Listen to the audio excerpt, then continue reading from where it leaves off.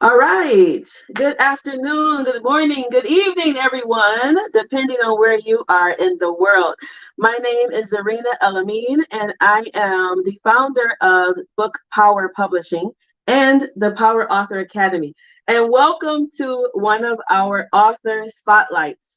So, these mini shows, if you will, are an opportunity for us to get into the mind, to get into the behind the scenes of everyday people becoming published authors and putting their messages out there into the world. So every week or so, whenever I feel like doing it, honestly, sometimes it's every week, sometimes it's every month. But we like to just bring forward our authors that have come through using the book power method and showcase them and give them a platform so that we can learn more about their experiences publishing. And so, how you, if you have a message, if you have a skill, if you have an experience that you want to share in book format so that you can learn from their experiences, right? That's the whole purpose. So you can make it a little bit easier for you. So I'm going to bring him on in just a moment, but I'm really excited because we have quite a lot going on over here at Book Power Publishing. And I think it's just an exciting time in general. There's a lot going on. There's a lot of sickness happening. There is a lot of pain. I have a lot of friends that are just in the midst of things that are not very fun, quite frankly. But we have to also recognize that this is also a time of shifting, and it's also a time of great movement, right? Like plates are kind of like shifting at this moment. And for many of us, it's a time that if we're able to get a little bit centered, we can really ignite our creative energy. And that is one of the benefits of us being humans, right? So hello. I see some comments coming on in. Welcome, everyone. Welcome. If you are joining us, leave us a comment. I see Miss Lalitha, the Honorable Lalitha Butterfield, is joining us from Jamaica. So welcome. Oh, I love it. They were colleagues. So we're going to talk about that a little bit. Oh, thank you for the compliment. I appreciate it. All right. So in just a moment, you all are going to be able to hear from Mr. Terry Lister, who is the author of Immersed in West Africa. We're going to hear more about his old life, if you will, as a politician, a government minister, turned globetrotter, turned world traveler, but also just his professional life and how he decided to leave that and create a new life. I'm always really interested in people who kind of are doing one thing and then they make a decision that I'm going to do something different. I think that takes a lot of courage, and I just want to hear more about like how that came about from him. And for those of you who are retired, we're also going to talk about just some practical sides of traveling pre-pandemic, if you will, and you'll be able to ask some questions as well. So welcome, without further ado, Mr. Terry Lister. Welcome, everybody. Everybody give him a, you can't clap, so you gotta do a comment. Good evening. How are you tonight? Good evening. We're doing really well. We're doing well. Good. So where are you joining us from again? Bermuda. The beautiful island of Yes. Bermuda with your turquoise waters and your nice breezes. Oh, I'm jealous. Definitely jealous. So, Mr. Lister is the author of Immersed in West Africa. So, let me tell you what the book is about, and I'm going to tell you from the book. So, it's Africa. Immersed in West Africa is not one of those cookie cutter guidebooks. It's the powerful on the ground diary of one man's solo journey through West Africa. For roughly 60 days, Terry Lister traveled from Bermuda to Senegal, Mauritania, the Gambia, Guinea, and Guinea-Bissau. What he experienced touched both his spirit and his soul. The ups and downs of travel, the people, the transport, the weather, the food, and the haggling, he welcomed it all. So from the harrowing encounters with border police to day-long travel on crowded minibuses, Lister's accounts of daily life shed light on the real side of Africa. And are sure to both entertain and educate you. Travel is the best educator, and Lister shows us that while Africa is still the brunt of many jokes and misconceptions, it is more than worth the visit. If you are someone who's been bit afraid to travel into Africa beyond the big tours, this book will inspire you to step out with courage and faith. While your experience will be your own, it is one guaranteed to inspire and motivate you to be the best version of yourself. Let's step into this adventure together. So I like that, Mr. Lister. I like that.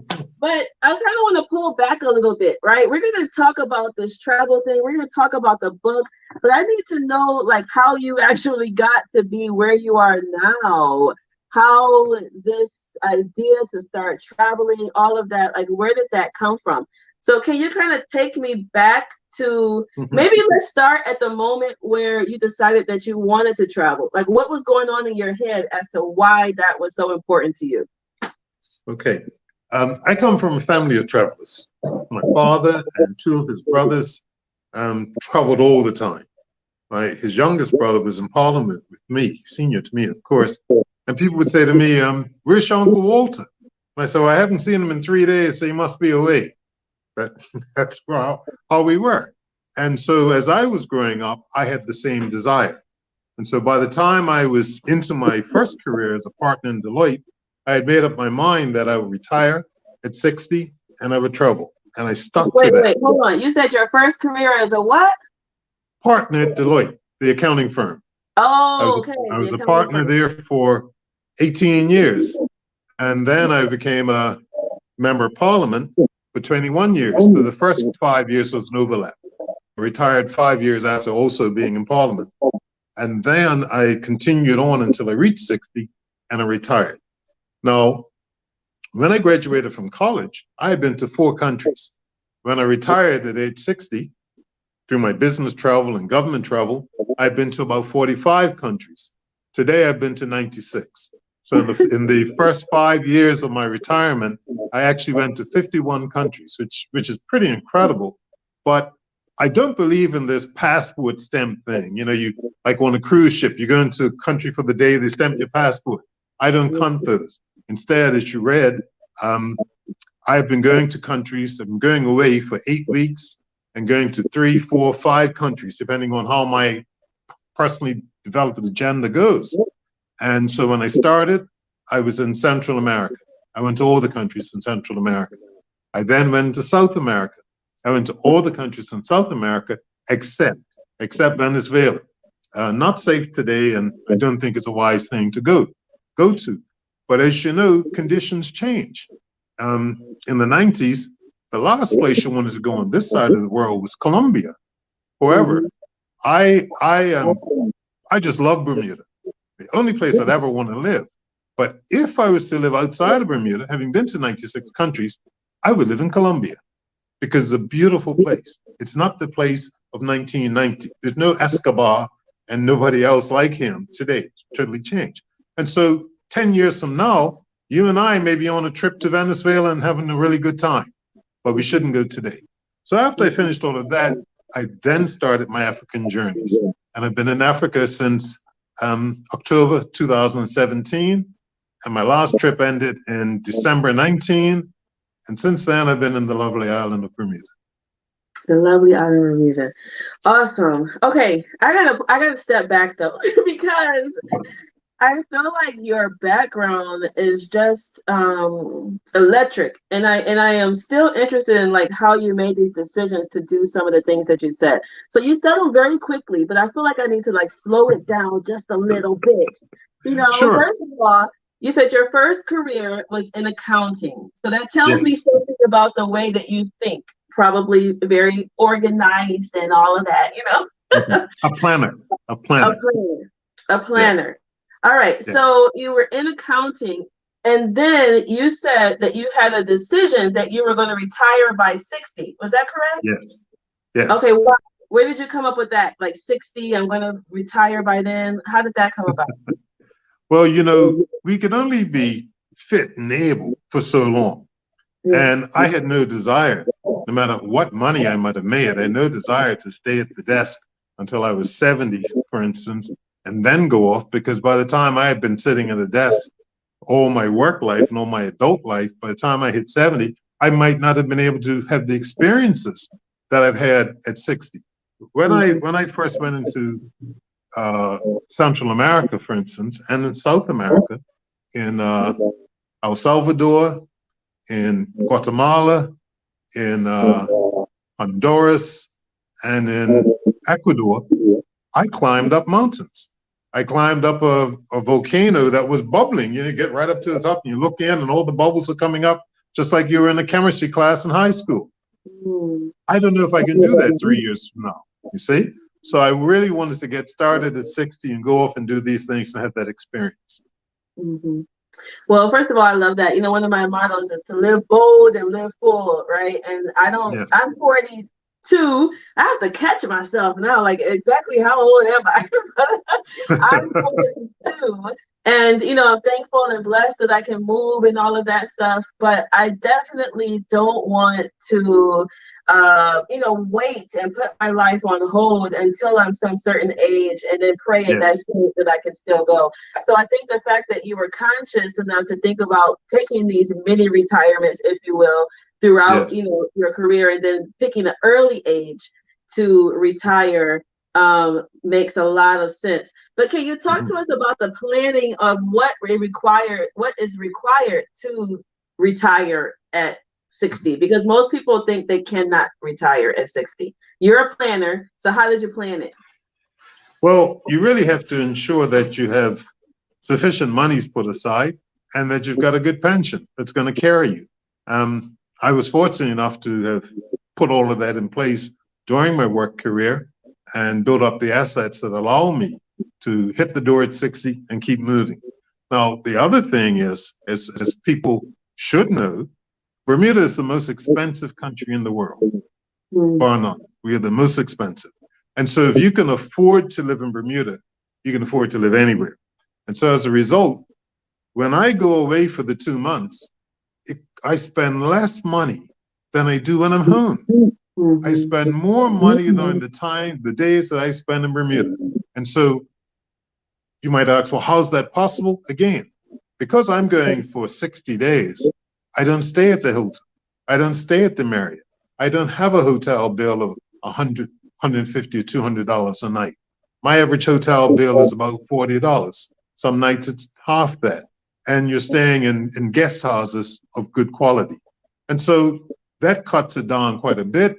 I always guarantee myself or book in with a breakfast to go with it, hearty breakfast. And then some people are afraid of this, but I love street food. And so I will eat in the street, no problem. Really. And again, you see, this is how you get yourself into the culture of the area. What is it you guys eat? What is that? And they tell you and you try it. Sometimes you hate it. Most times you like it. And you're just broadening yourself, And I've always been a person who would eat just about anything. But I had octopus on my no list. I'll never eat octopus, I believe. But I went in a more recent trip, I was in Mozambique. And on about my 4th night, I went to a place to eat, and they gave me octopus stew. I couldn't believe it. So I had to eat it. It wasn't too bad. 2 nights later, I was somewhere else in another part of the country, and they bought me octopus soup. So I ate it again. And so you just got to be open to things, and that's how it works. If you're open, you'll have a great time. If you're closed, you may as well stay home. Yeah. If you're open, he said you'll have a great time. If you're closed, you may as well stay home. That's the tweetable moment. Tweet that. Okay. So now, you said you're open, right? You were open. You have an open mind. This is something that's helped you during your travels. I want to kind of transition, though, from the accounting and then to you deciding that you're going to go into Parliament. Like, what the heck? Like, how did you decide did you just feel this urge to serve your country or something? Or what was going on in your mind when you decided to run for Parliament in Bermuda? Well, our first real democratic elections in Bermuda were held in 1968. I was 14 at the time, and I was real excited about politics, and I was sure my party would win, and we got an absolute flogging. We were just beaten badly, and I couldn't believe it. I couldn't believe it. It was really something. A few years went by, and in 1976, my uncle ran for parliament, and he won a seat. I was really impressed that he had been elected to parliament. And so we stayed close as the years went by. And then in 1989, my younger brother, who's 4 years younger than me, he decided to run up in our area. I was the campaign manager for the area, and we won all the seats. And so that inspired me even more. Following the next election, I went into the Senate, where I served with Honorable Letha Butterfield and Honorable Milton Scott. And the three of us were there for 5 years, holding our own. And then when we won in 98, I had retired from Deloitte in May. The election was in November, because you don't know when the election is going to be. It's not a fixed date in the British system. And so I retired in May. I owned a real estate firm. I poked around doing that until November.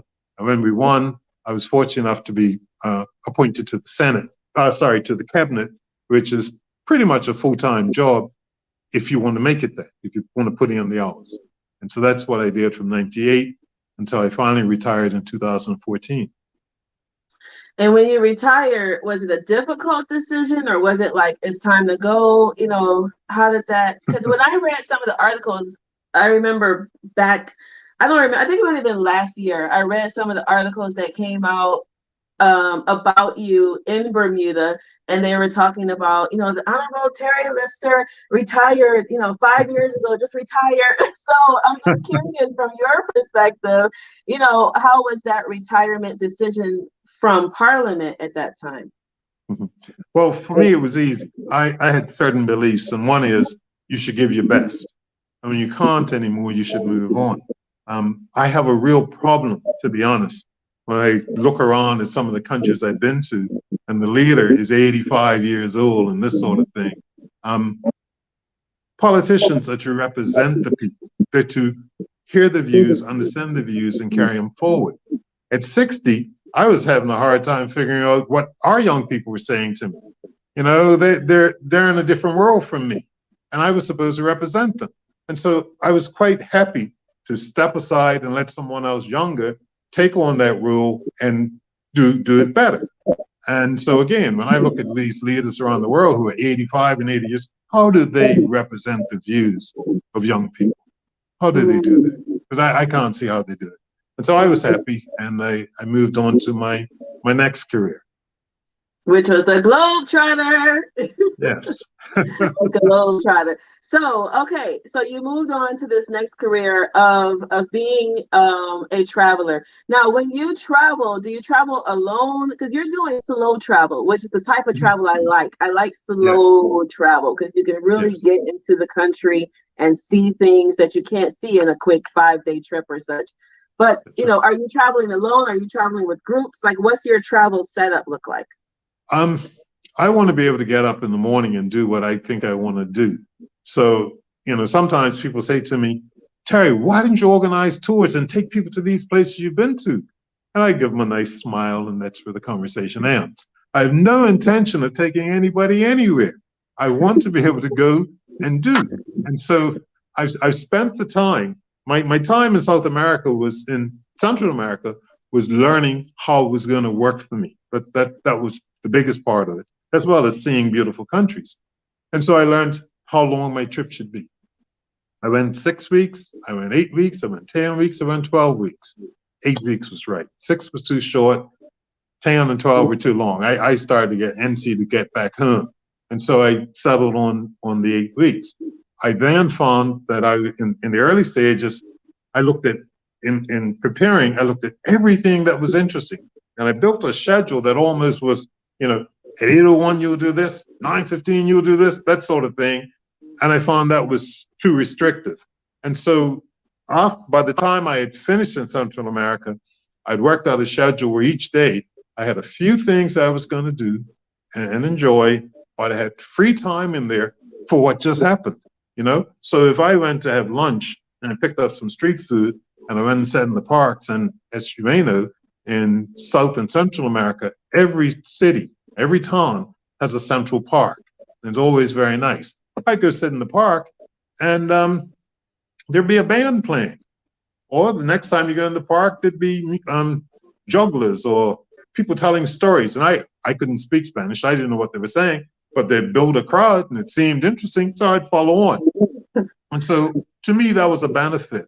And I might be planning to go down this street.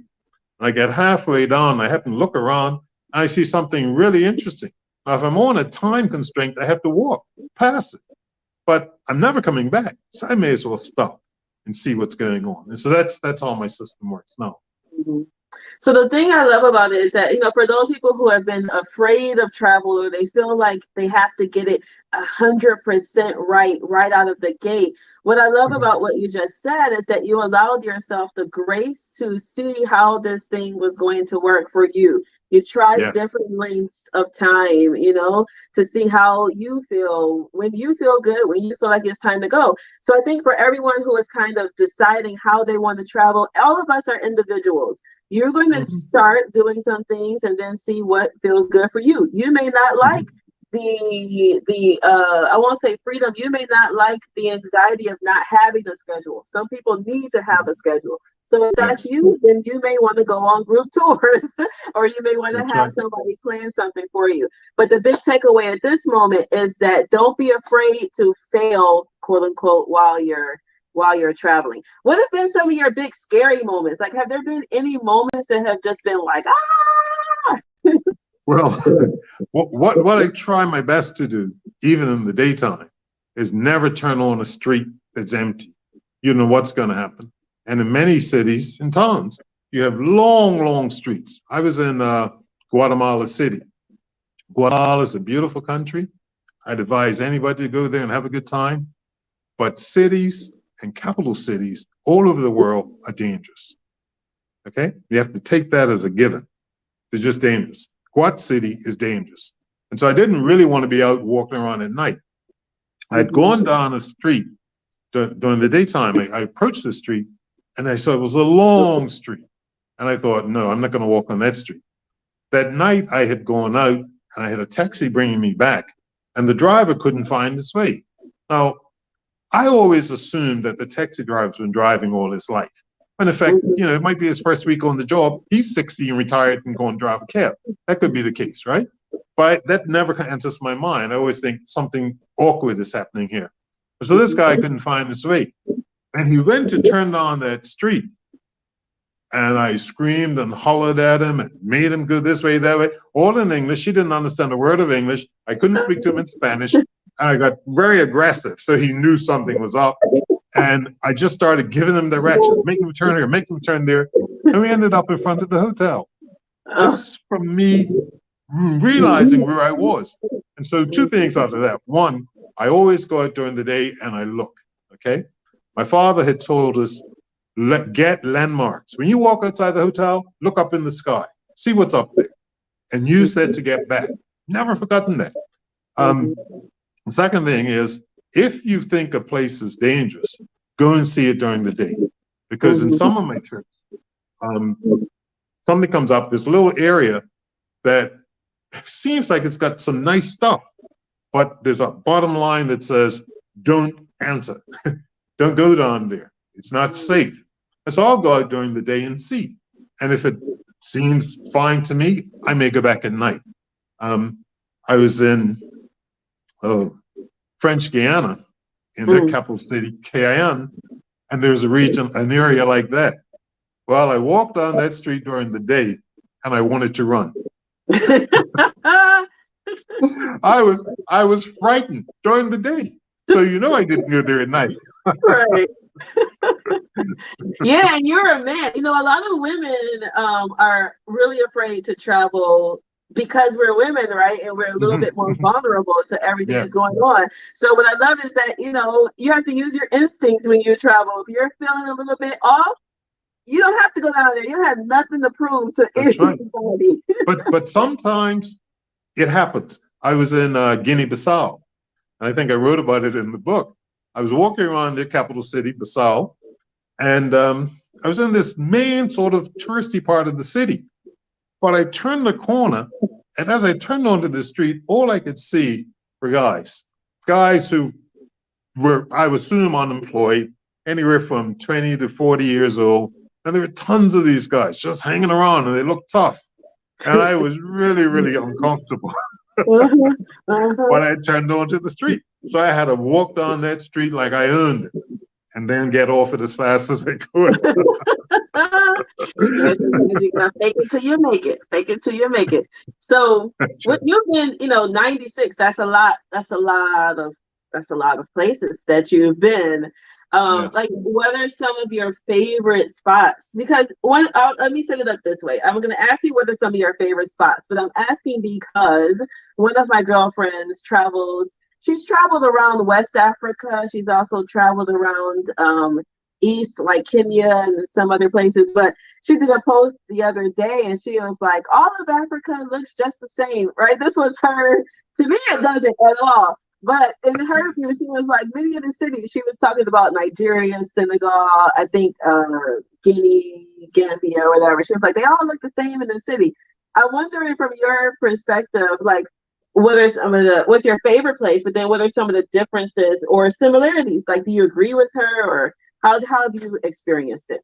Well, I guess I would ask you whether she was a city person, because you see, I'm not a city person, and so I could say the same thing she said. Oh, they're all the same, but that's because of my mindset. You say I don't enjoy the cities. I go to the cities because there are historical sites, the museums are in the cities, the art galleries are in the cities. So I will go for those reasons. But I much prefer the countryside.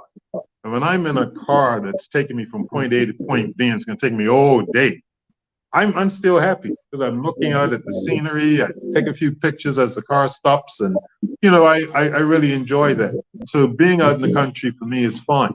Now, the thought that it's all the same is really striking that anyone would say that, because West Africa, totally different from East Africa.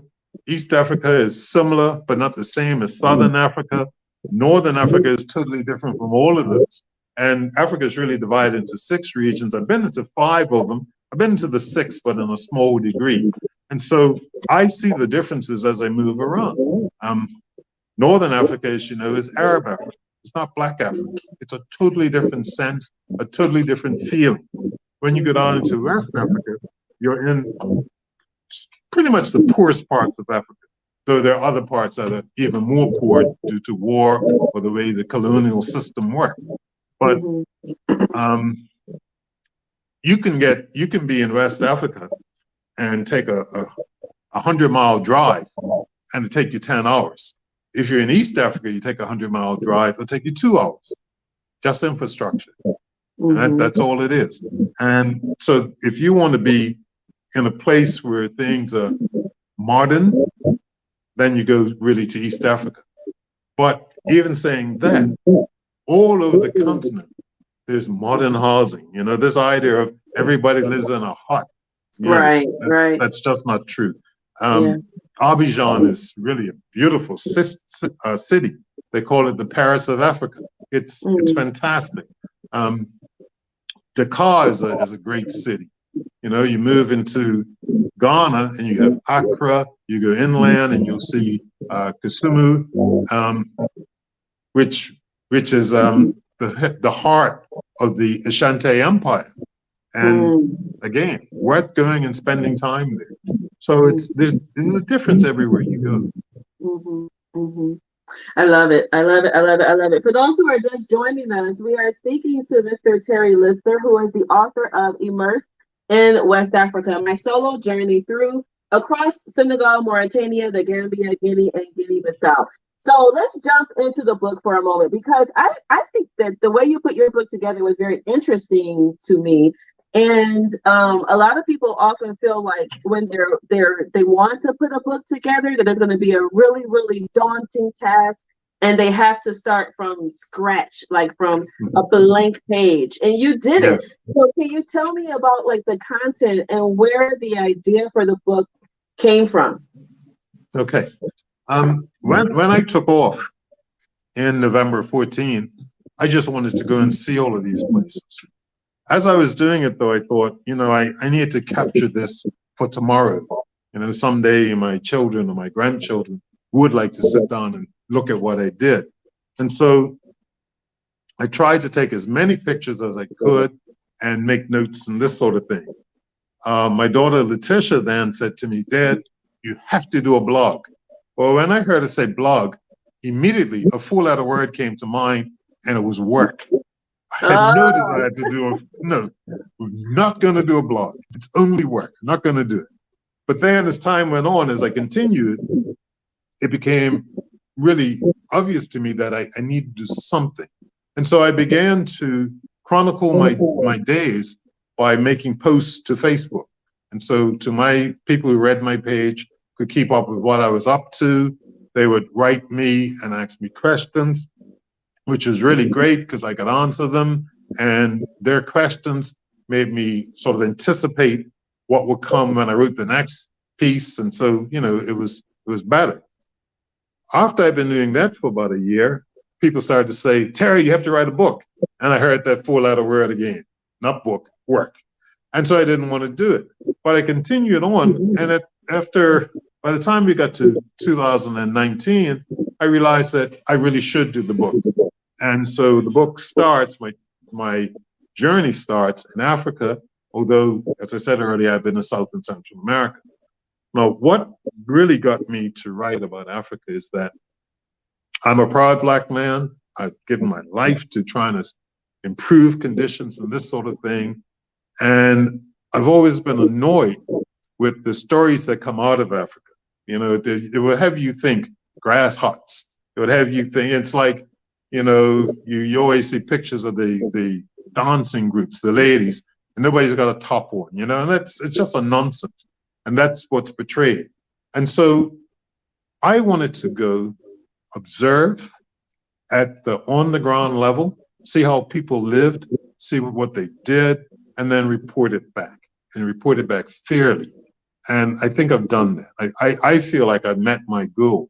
And my book is a combination of culture, it's a combination of customs, it includes history, and thank God it has a lot of fun in it, a lot of good times. I tried my absolute best to write about the bad things in a careful way, not just writing any old silly thing, but trying to get it right. I mention often that I'm in a car and the car gets stopped at a roadblock, and there are hundreds of roadblocks all over the nation, all over the continent. And if I was in the front seat, the policeman would reach me and put his hand in, and the driver would reach out, and right on my chest, the transaction would take place. Not a word, but the driver knew how much he had to pay the policeman to get through that roadblock. And so I write about it. And I write about it as this is how it is. Not to say, boy, are these policemen corrupt. No, this is how it is. And in many of the places where that sort of behavior takes place, it's top down. There's a lot going on at the top. The people in the lower levels get paid almost nothing, and they have to figure out a way to boost their income to feed their families. And that's what happens. And so I talk about that. But traveling as I do at the ground level, you see it. My book doesn't go into what will probably be book number 6, which is my time spent in Zimbabwe. When I was in Zimbabwe, it was horrid. It was absolutely horrid. And when I got as far out as Vic Falls, I saw tourists in groups, being led around in the way they do for the cruise ships. And it hit me that when they went home, the tale that they would tell about Zimbabwe wouldn't be the tale that I told. What I saw and experienced, they didn't experience. They paid all their money at home before they left. They were met at the airport. They got in a nice air-conditioned bus, and it took them all around the country and they stayed at nice hotels. The only interaction they had with the locals was with the maid in the room and the guys at the front desk. And they didn't even talk to the cashiers half the time because the tour operator took care of that. Okay? Here's what I experienced. When I was there, people couldn't get cooking oil. And so if they heard about cooking oil in the next town or another town, they'd get on a bus with their bottle and go and buy this cooking oil and come back. While I was in the country, a bus had an accident and flipped. 45 people were killed because it exploded because of all the oil on the bus. Okay. Um, when I would go to an ATM, you would see this long line going around the bank. You say, what's that? That's the ATM line. I think, ooh, I don't know if I want to get in that. But if you stayed in the line, when you got to the front, you could only have one transaction. You couldn't push your card in 3 times. You couldn't put 3 cards in once. You had one transaction. And the maximum you could take out in US dollars, you're getting local currency, but the value of it in US dollars was $15. Oh, wow. Imagine. Wow. No, but here's the thing. If I stayed in that town 3 days, if they had, if I came on the first day when there was lots of money in that machine, big lineup. Second day, another lineup. Third day, I go by and there's not a soul in sight. So I say to the guard, wait, where are all the people? He says, oh, we don't have any money today. Didn't have any money. When I was in Victoria Falls, I stayed there 3 days. First day, there was a gas station that I had to walk past. Long lineup of people around that gas station. Second day, long lineup. Third day, a small sign on the ground. And I read it. It said, no petrol today. You see, I saw all of that. I don't know how many people in the tours saw any of that. Okay? You couldn't use US dollars. But you as a foreigner had to come with US dollars. Where could you get any local money? To change your money, here's what you did. You told the hotel that you wanted to change the money. And they said, okay, I'll call you a cab. Call me a cab. Okay, I guess she's taking me to a bank. So I get in the cab, sit in the back seat, and the driver says, how much you want to change? Well, it's his business, I think, the first time I tell him. He says, okay. He pulls his phone out, he makes a couple of calls, drives around a little bit, pulls over to the side. A guy opens the back door, slides in beside me, and we make the transaction. And then he gets out and goes. That's how I got my local currency. You see? So if I was on a tour, I couldn't tell you these stories. That's why I travel as I do. I want to see what the people live like, what they're living through. And you know what? The most amazing thing was the people I talked to and the people I met were contented, more contented than we are in the West. They understood their circumstances and they worked through it. In Liberia, in the capital Monrovia, 40% of the houses and buildings have electricity. 40%, that's the capital. But for the nation as a whole, the average all across the country is 12%. Imagine, 12%. So they're living a very different life from us. And, you know, these stories, I say, sound like it's awful.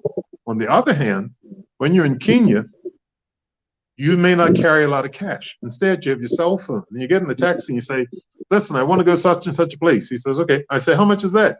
He says, this amount. No, not me, because I didn't have it, but the locals have what's called M-Pesa. And the guy will say X number of shillings. And they will ask him his number. He'll give him the number, punch it all on the phone. He looks at his phone, you've paid it. I can't do that here in Bermuda.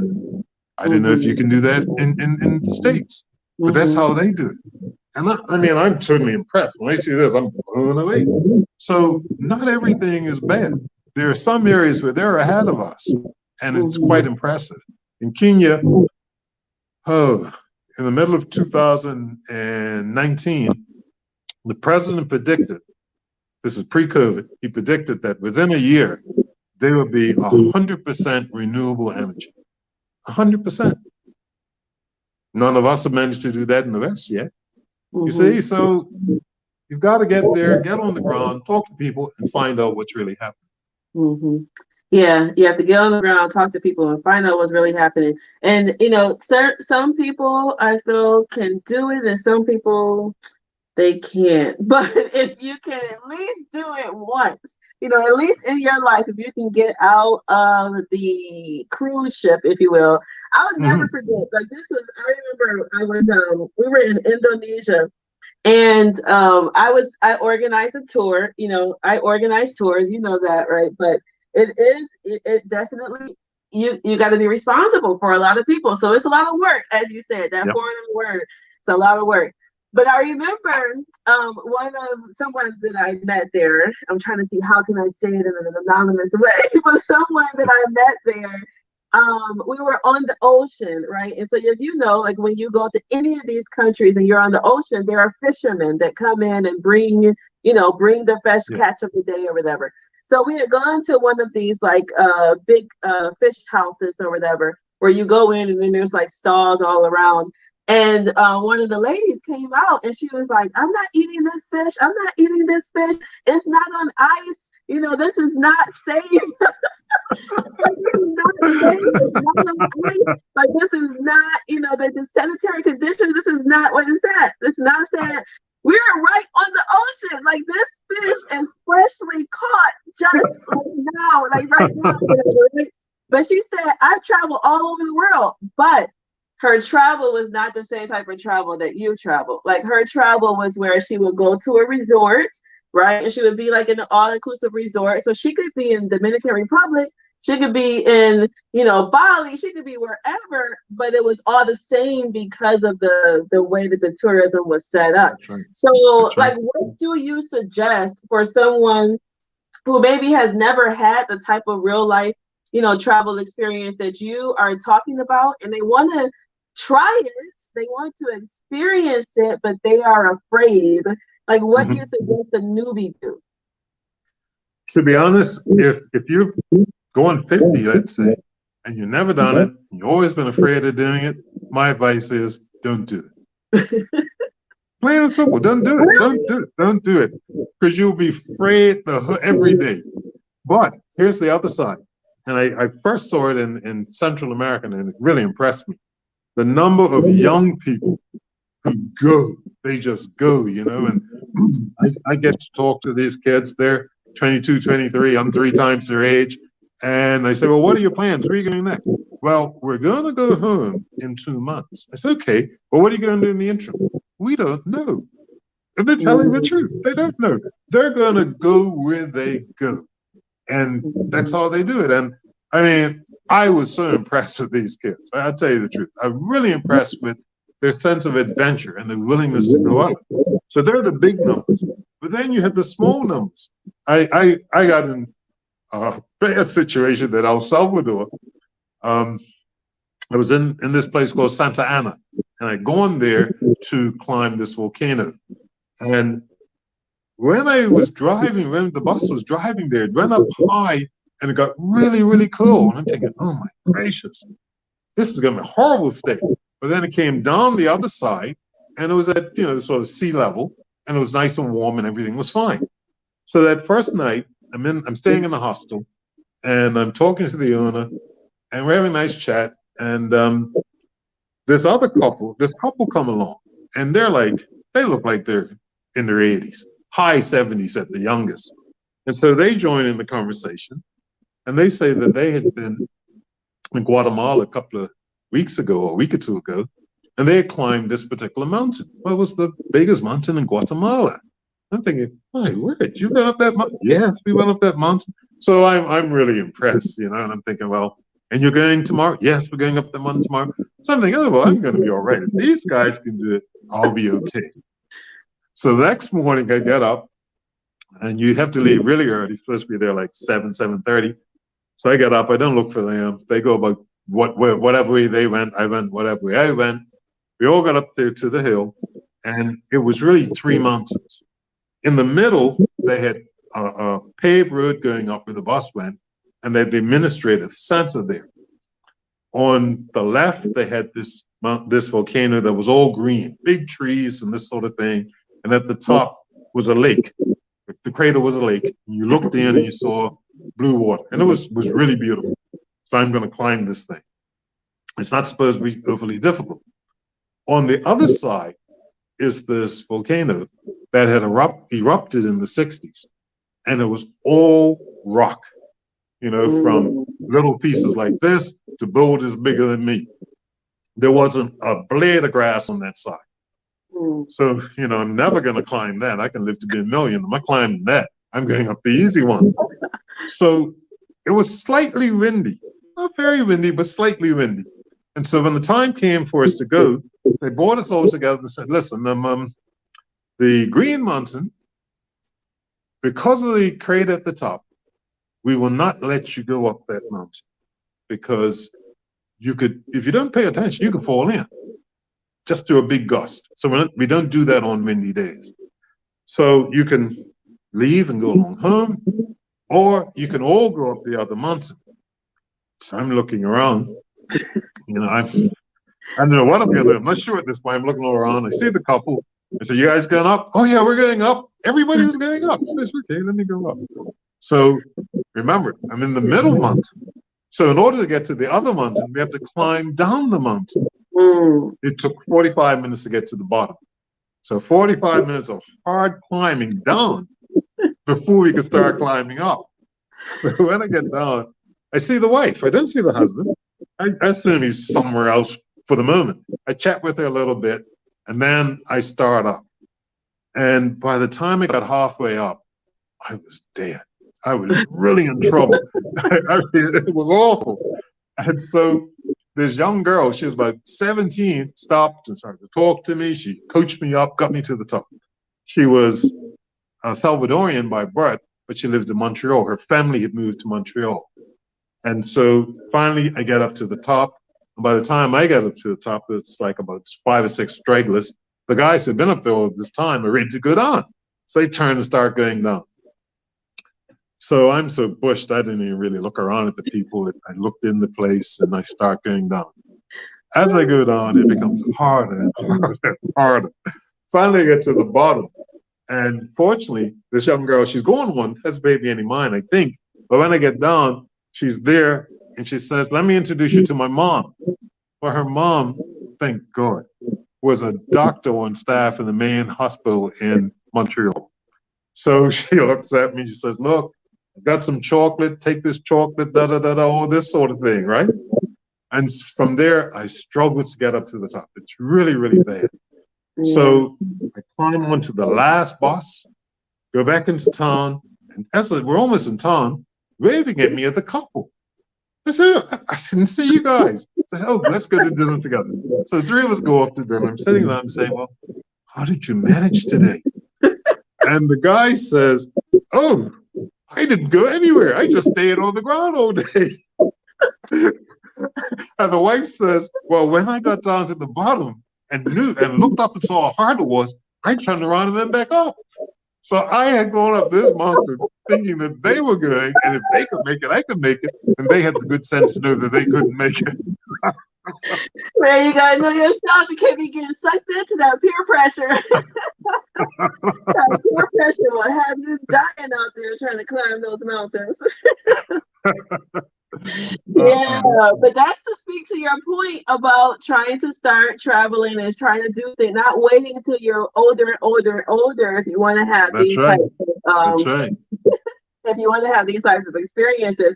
But the other thing I love about that is that, like these were strangers, right? Like they're strangers that became friends in that moment. Yes. And, Yes. The young girl that you said, like, helped you get up there, like these are strangers that you depend on. And I'm sure you've had to depend on a lot of people, when you travel. I have a couple of just final questions for you. So let's see. Well, Miss Ruby Smith says, good evening, Terry. Do you know Miss Ruby Smith? I don't know. Maybe she's from Bermuda. Yes. Oh, okay. Yes. Hello, Miss Smith. We have Mr. Ibrahim. Hello, Ibrahim. He's from, where are you from? Ghana, joining us. Cindy, Beyonce, welcome, welcome. Oh yes, we have some other folks. Yeah, they're trying to figure out where your accent was from. Yeah, he's from Bermuda. They're still trying to place his accent. Someone just purchased your book. Awesome. And when you purchase the book, also leave a review. So go back and then go into Amazon and leave him a review later. Aisha Edgecombe, she's from Bermuda. Yes. Welcome, welcome. I met her when I went to Bermuda. I think it was 4 years. I don't know. My little life, the years have. Anyway, when I went to Bermuda, I met her. Mohammed from Senegal. We got a lot of global folks watching us today. Hmm. Me and Sister That's Hakeem good. from Atlanta, from all over. We got lots of folks watching. All right, so I missed my things. I didn't know. I have two things. One is how do you navigate without knowing the language? But two was where was your favorite place? Like just in general, was it someplace in Africa or West Africa or another part or some other place? What's your favorite location Okay. so far? I have to tell you, if, as I said, if I had to live outside again, or if I had to Oh live yeah. outside, it would be Colombia. Uh huh. However, during my times in Africa, I would say more than half the places I went to were places I could live. The most interesting part for me was on my third trip, I was trying to figure out where I was going to go in Central Africa. And I picked out three places, but I wanted to do a fourth. And I couldn't figure it out. And so then I decided, well, maybe I'll go to Namibia. I knew nothing about it other than I remembered in the back of my mind SWAPO trying to get the country independent way back in the 80s. But that was it. It just went off the radar. So I started to research, planning on being there for 2 weeks. The country is so diverse. It has so much to offer that I stayed 4 weeks, not the two. And I could have stayed 2 more weeks. And I thoroughly enjoyed it. It was a really, really good place. And I think that's my favorite place in Africa. Oh, I love it. I haven't been there, but I've seen pictures and it looks gorgeous. But what's your Yes. family saying when you're leaving? When you're leaving, travel, going all around the world, having all this fun. What's your family saying? Are they jealous? Are they just like, oh, go have fun? What do they Well, say? well, I raised my children to be travelers. We used to take a 2 week holiday every year in the summer, and we go to two different places. Sometimes I would be driving from point A to point B. Sometimes we'd fly from point A to point B. And so they grew up with it. Today, my three younger children, all of them have been to places that are on my wish list. I haven't been there, but they've been, and they can tell me about it. And I like that. I really do, because you know how small Bermuda is, and we can get small minded.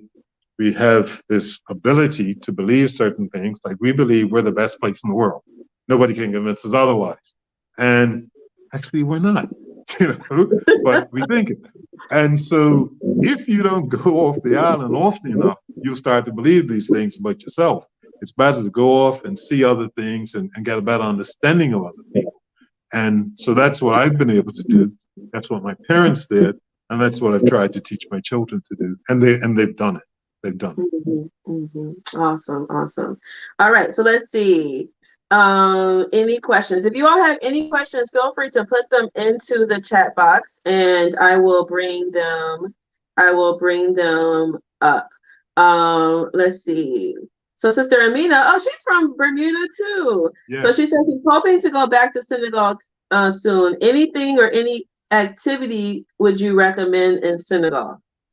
Well, the three most popular, I guess I would use term, would be in Dakar. You would go to the African Renaissance Monument, fabulous building, well worth seeing. Of course, you would go to Goree Island, and I would recommend you go to the Pink Lake.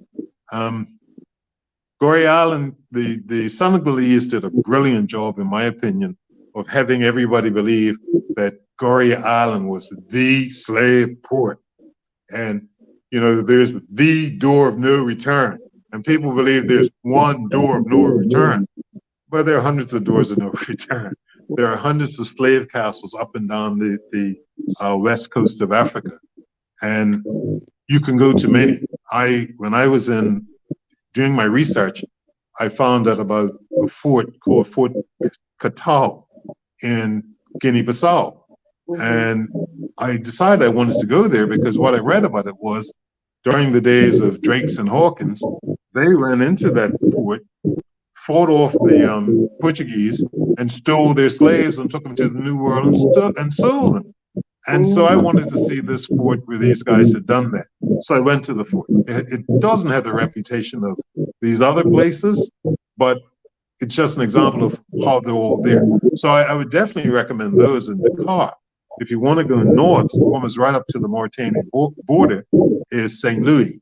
St. Louis was the place where the French ran their West Africa empire. And it's a small, very small town, but half the town was occupied by the French. The other half was occupied by the Muslims. And Muslims is a code word, as you know, right?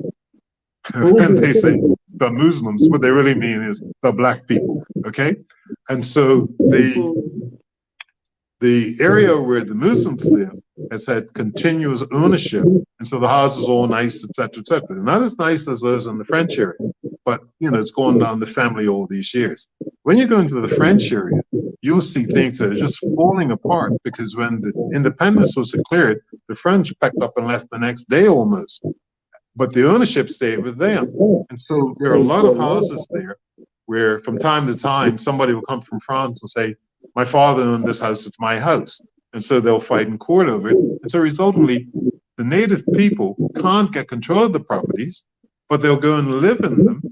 And what they'll do is they'll fix up the ground floor and do nothing with the upper floors. And so you'll see broken windows and things like this, but the ground floor is very nice. And they do that because they don't want to make the place look really nice, and then somebody come from France and take it back and take it away from them. But it's a good place to go and see. Awesome. As many times as I've been to Senegal, I still have many places to go, which shows you like the breadth of diversity around all of the places. His favorite place was Colombia, like that would be where he would live, but in Africa, it was Namibia, I believe is what you said, right? That was where you're from. All right, yes. Cool. All right, so Mr. Lifter, I just want to thank you so much. Let me just unplug this and make sure my stuff doesn't die right in the bad second. I want to thank you, for one, just having the idea to put the book together. Two, for trusting our team to help you with this book. We appreciate it. Yes, thank you. Your trust with us to bring it all together. But three, to have some convictions and then to actually go forward and put them out.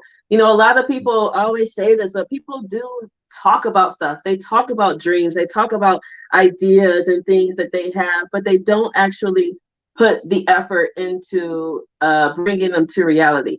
And I think that what I'm taking away from you, I learned something from every client, but what I'm taking away from you, several things, but one was just having the courage to shift. Like, you had several different careers, in your life. And I find it very interesting when people actually have the courage to make a change and shift and go to a new direction. So that was one of my big takeaways. And the other was to not be afraid, to fail, quote unquote, fail. You give yourself the breath, you give yourself the space and the leniency, and you're gentle enough with yourself to see, I'm going to keep an open mind and I'm going to see what happens, where it takes me. I may stay here 2 weeks. I may stay 5 weeks. I may, and you give yourself that flexibility. And I think that that's something that a lot of us can learn to do, for ourselves. And if we do that, we will probably have much happier lives or so. So what are some final thoughts that you want to share with our audience? Okay. One thing that I want to share is this. Our friends in Ghana did a brilliant job with the year of return. Yeah. And many, many Americans went back. And they were offered citizenship and this sort of thing. And many are buying property and settling. I would suggest that people go and take several trips. You go to Ghana, you go to this place, you go to that place. Or if you really think Ghana's the place for you, go and spend time in Accra, go and spend time in the Ashanti Kingdom, go and spend time in other areas. Go all around the country. Don't go in and buy a piece of property or a house on the first visit. You really can't do that.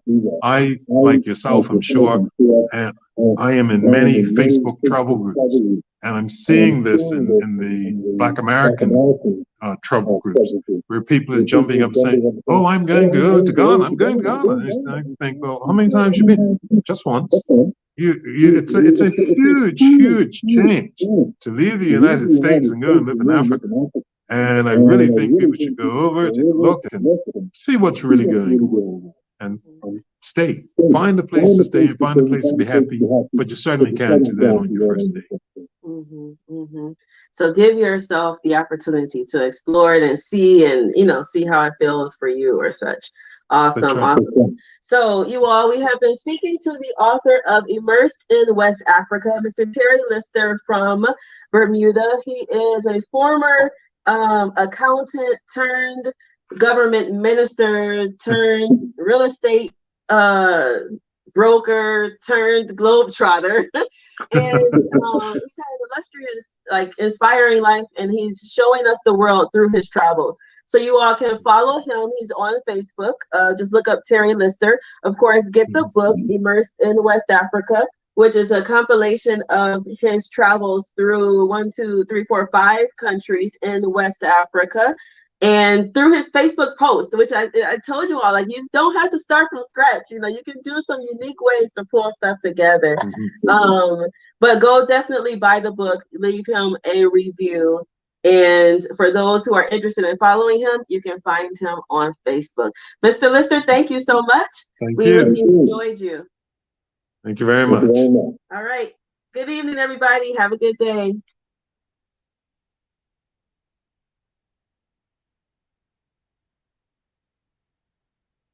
Almost got to shut it down in 1 second. Sorry. All right, there we go.